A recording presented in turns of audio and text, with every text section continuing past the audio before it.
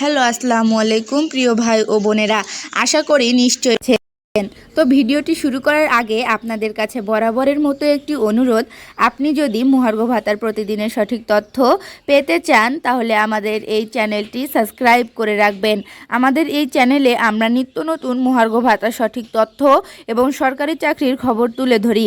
তো কথা না বাড়িয়ে মূল আলোচনায় যাওয়া যাক। 5% হারে বেতন বাড়ানোর সুপারিশ সরকারি কর্মচারীদের।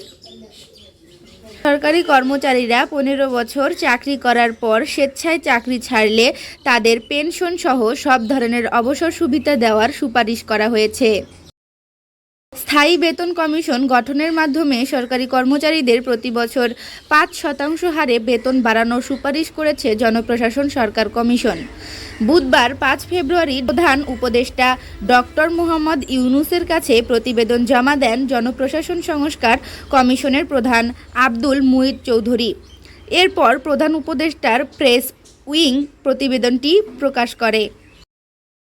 প্রতিবেদনে বলা হয়েছে, অর্থ মন্ত্রণালয় থেকে দেশের মুদ্রাস্ফীতি ও জীবনযাত্রার ব্যয় বাংলাদেশ ব্যাংকের প্রদত্ত ইন্ডেক্স বিশ্লেষণ করে মূল বেতন প্রতি বছর বেতন বাড়ানো যেতে পারে, তবে তা 5%-এর বেশি হবে না।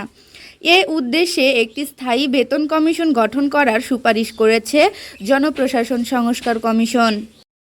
এছাড়া সরকারি কর্মচারীরা 15 বছর চাকরি করার পর স্বেচ্ছায় চাকরি ছাড়লে তাদের পেনশন সহ সব ধরনের অবসর সুবিধা দেওয়ার সুপারিশ করা হয়েছে। পাশাপাশি বাধ্যতামূলক অবসর বা ওএসডিতে পাঠানোর বিধান বাতিলের প্রস্তাব করেছে জনপ্রশাসন সংস্কার কমিশন।